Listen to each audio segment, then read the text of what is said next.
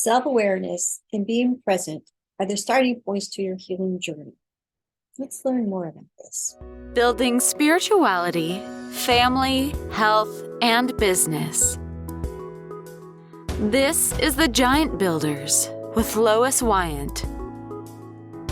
Good afternoon, Giant Builders. Today, my special guest is Yvonne Hefka. I get it right? Yeah, you got it right. Perfect. Her business is called Insightful Out, and she is a mental health service. Helps people with trauma, nervous system regulations, anxiety, depressions. I think this is kind of things that describe almost everybody these days. Almost, yes. Yeah.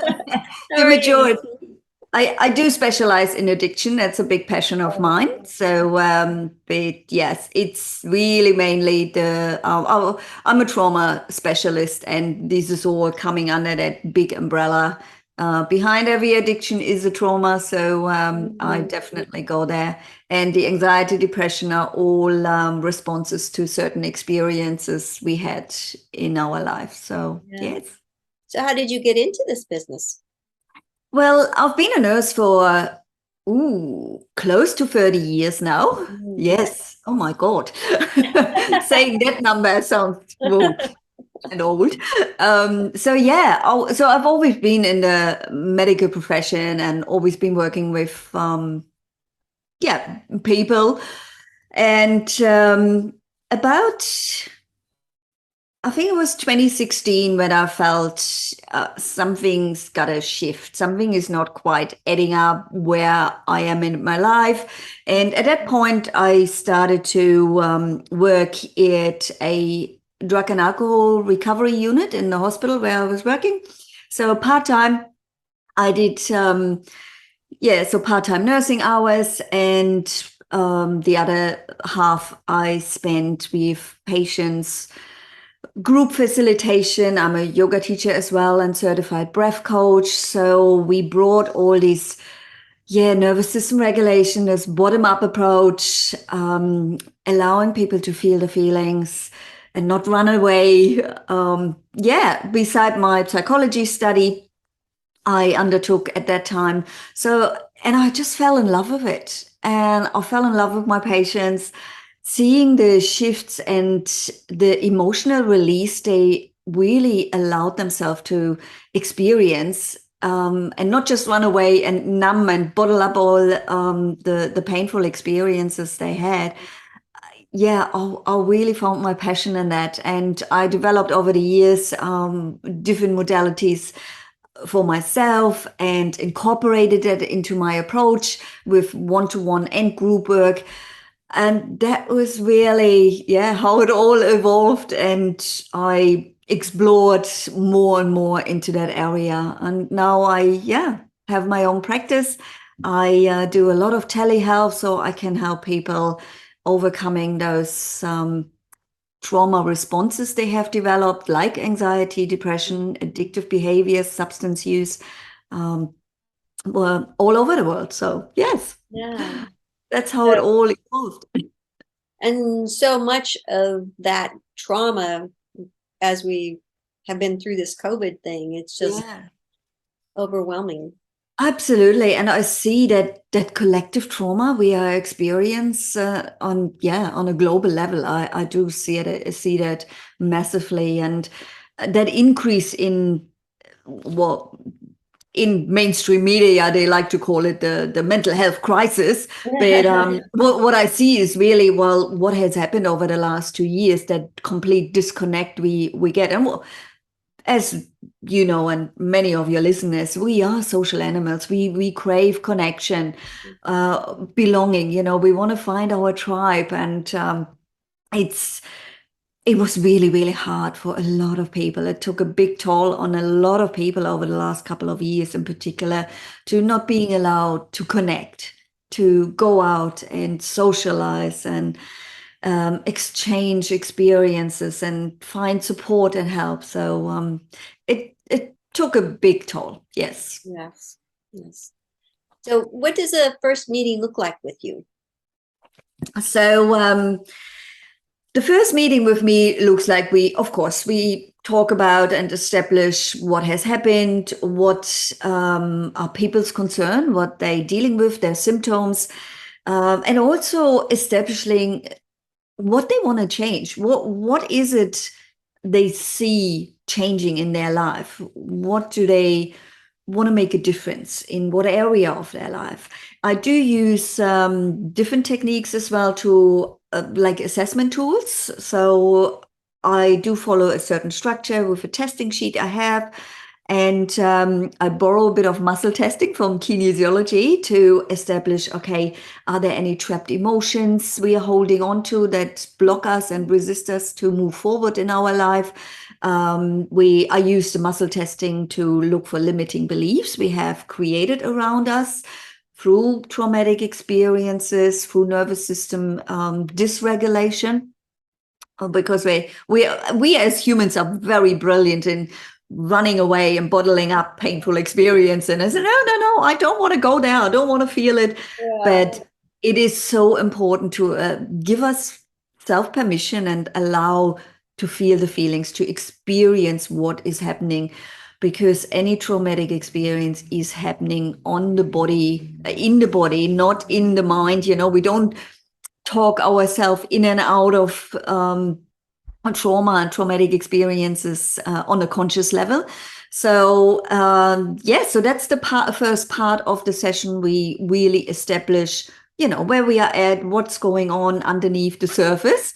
And then the second part of the session is the healing part, where we go and find the root cause of all this. So what I've seen very often with people, especially with addiction, but also with anxiety and depression, is we like to put a Band-Aid over it. So temporarily, yes, it has its place with taking some medication, but long term, the majority of people do not find the relief they are looking for.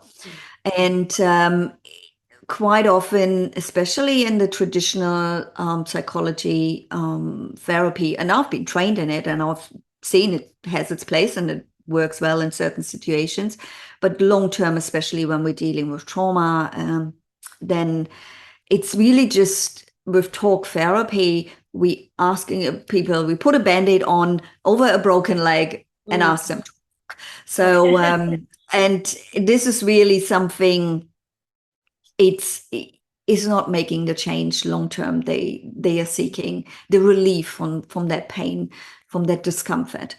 So so the healing part is really going into the subconscious, unconscious mind, establishing what's going on. So it's very similar to hypnotherapy, with the difference where people are still in the driver's seat. So you're still in control, you're still talking to me, I'm asking you questions, and we just establish where we are at, and we're just asking the unconscious, subconscious mind for permission to go to the root cause, and we're working with the emotions and release them right there and now, where the root causes of their symptoms. So we got to stop managing symptoms. We got to heal the root causes of it. Yeah. So do most people really know or understand where they want to be? Not in the beginning. They might have, they tap into possibly memories they had of certain experiences. I found that so with subsequent sessions, we actually go really deep. And the majority of my clients are very surprised when they suddenly go into previous generations, for example. So that generational trauma that we may have carried on, past lives. I had people going into past lives and they didn't even believe in past lives. And when I started out with root cause therapy, that's one of the modalities I'm using, I didn't believe in past lives. And I do still receive my own sessions because, I want to make sure I'm all good on all levels, and I do my own healing, and I'll walk my talk. So and I went into past lives in previous sessions, and I was like, but I don't believe in it. I said, it doesn't matter. So Okay. still there, energetically, So yeah, I don't quite often I don't even mention that you might go in past lives. I just work with the client, what comes up in the session.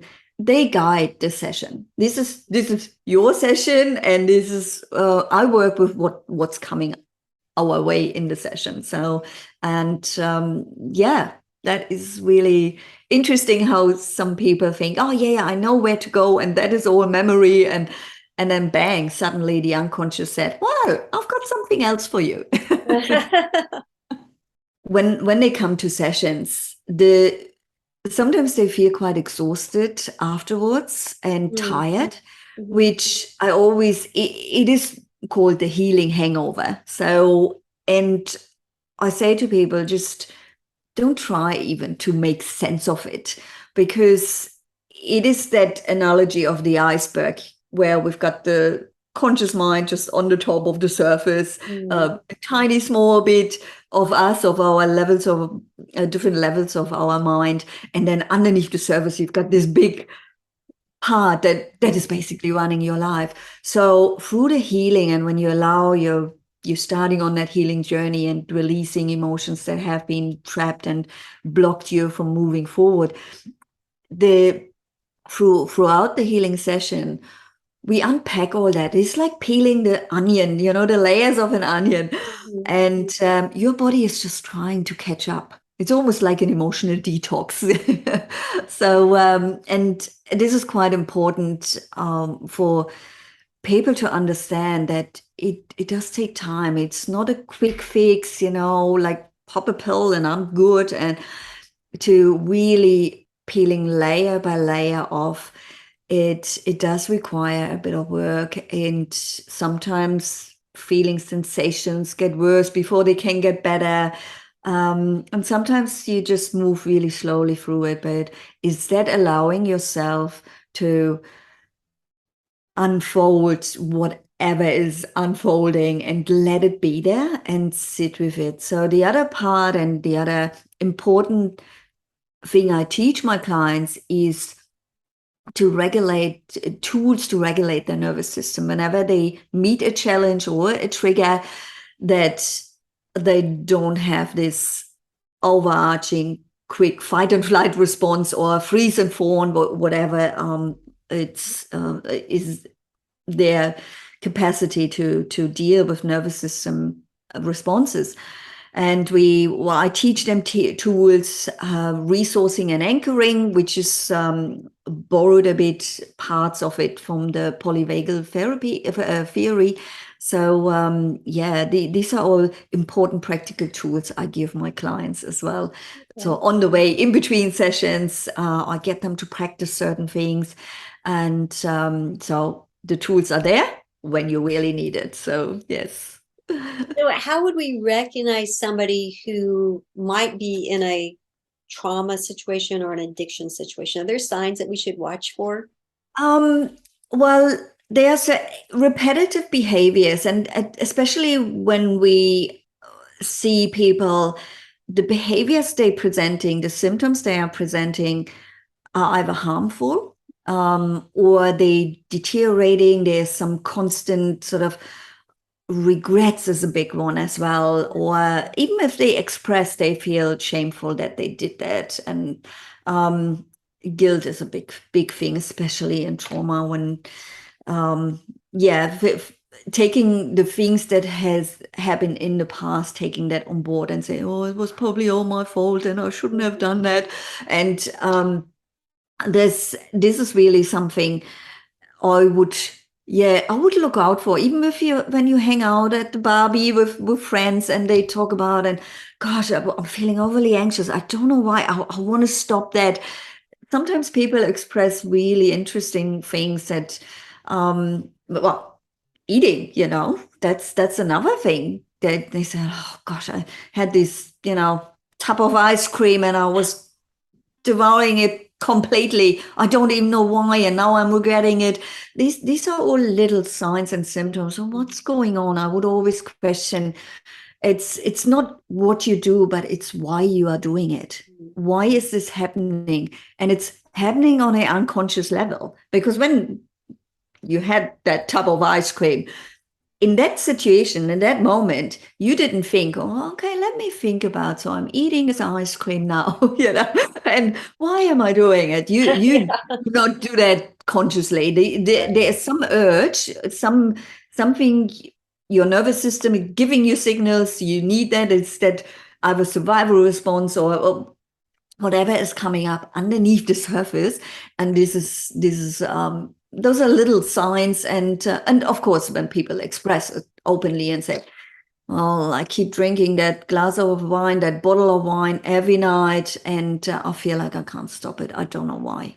So these are all these little, if it comes to alcohol, it's probably a big sign to, any moment where you find yourself not being able to stop and then regrets coming later, or you have physical symptoms already, then, that's always question, okay, where is that coming from? Why am I doing it? Why am I self-sabotaging myself? So I think things like alcohol and drugs, those seem like addictions that we kind of know to look for or kind of have. Is there any type of addictions that are kind of sneak in? Toxic relationships is something as well to there could be that little bit of story behind it, attracting people into our lives that suck all the energy out of us or harm us emotionally, mentally, physically, financially, in any way. I think, I don't feel, this doesn't feel right, but you can't put your finger on, and it's that repeating, loop that's constantly going on. And even when you get out of a relationship and I think that was really, no good. They didn't respect me. They didn't love me. They didn't support me, whatever it was. And then bang, you're thinking back and there's another relationship and you think, hold on, I've been there before. What's going on here?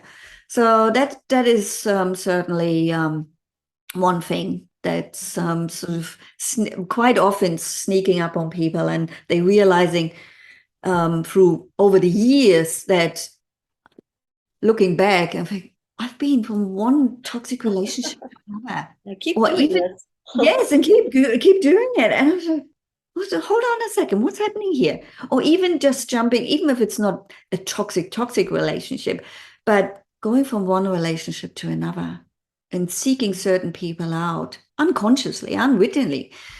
Those are the little things that could sneak in without being consciously aware of. So there are certain things that there's that mindfulness part I do talk about and teach people to become more mindful. To raise that awareness, what is going on in life really? What does it feel like? Is that really aligned with who I am? We are so surrounded by a lot of noise, but coming to those still being present moments where you suddenly realize, what's going on here? I feel very differently to all the other things that is around me. People tell me I should do, I shouldn't do, I should be in my life like that. All these things we've been taught and preconditioned.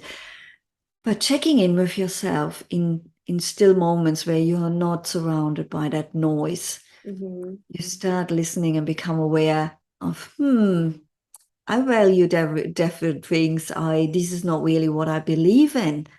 And so little things like that can become bigger and bigger. Our body and nervous system is such a clever thing, but we got to start listening to the messages that we get sent. So and those are the things I talk to people about and establish, observe, and explore what is going on. It is a bit of a discovery and a bit of a journey we all realize in our life. I'm sure that people who are in these types of situations are going to be kind of defensive. Is there a way to approach them and to say, hey, maybe you should give Yvonne a call. Yes, yes. Well, certainly. The thing with defense, so defense is another trauma response. And this is another mechanism, another adaptation we have learned to certain experiences in the past. And